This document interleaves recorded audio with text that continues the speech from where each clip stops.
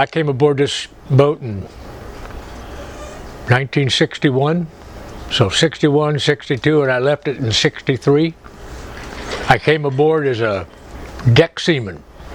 I didn't have no job, nothing. All I was a guy.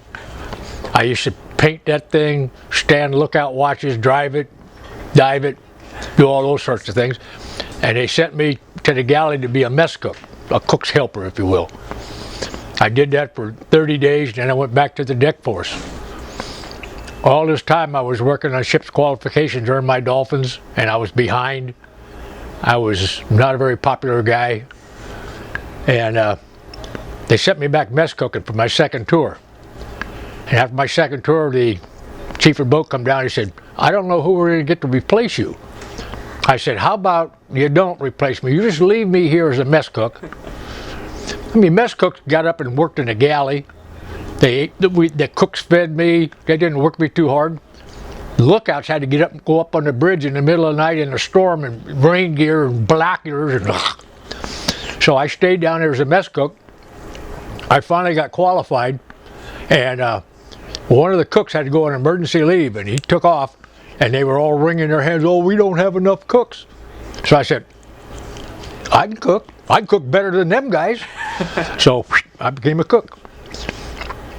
And I've been a cook ever since. I've cooked on 5 different diesel submarines and 3 ballistic missile firing submarines. I did 22 years in the Navy. My last 2 years was the food service officer on an aircraft carrier, the Ranger. Do you have any interesting stories happen on the Razorback that you can talk about? Thousands of them. Because I've heard a lot. The scariest moment, I think I had two scary moments. One is when we were doing a hand dive out in the middle of the Pacific. We were operating all the vent valves by hand power instead of hydraulic power. Just a drill is a test training, right? Right. There's 7 main ballast tanks on there. 1, 2, 3, 4, 5, 6, 7. So we're all on the phones. We're all being coordinated. We have all these things in a hand position so we can operate them. So they said, open 1, open 2, open 3, open 4. They said open 5, and we're in the galley. They wouldn't open. Open 6, open 7. All of them opened, but 5 wouldn't open. Well, 5 is the biggest tank there. Yeah. So the boat was just hanging there on that one tank full of air. So we reported, can't open it. So we put it back in a power position. They cycled it a couple times up in the control room, and then we opened them by hand. Well, now the boat is full of water. It's heading towards the bottom of the ocean, and we let the last of the air out, and it went down like it wanted to go to the bottom of the ocean.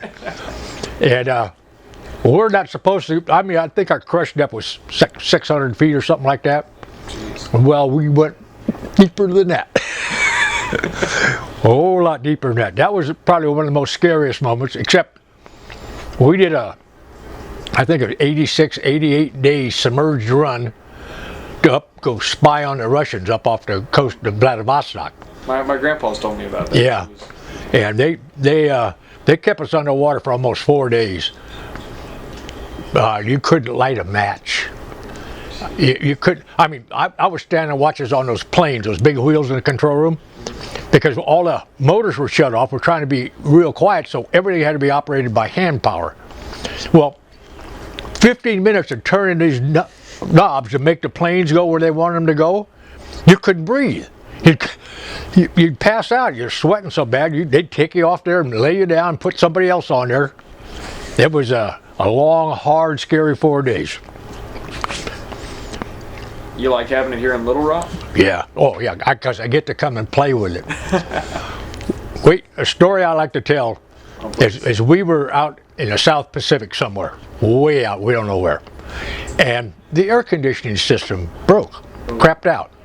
Well, the air conditioning is not there for our comfort. The air conditioning is there for the electronics. You got to keep them dry. Well, we couldn't stay at sea without air conditioning, so they cross-connected the air conditioning plant with a ship's refrigeration plant.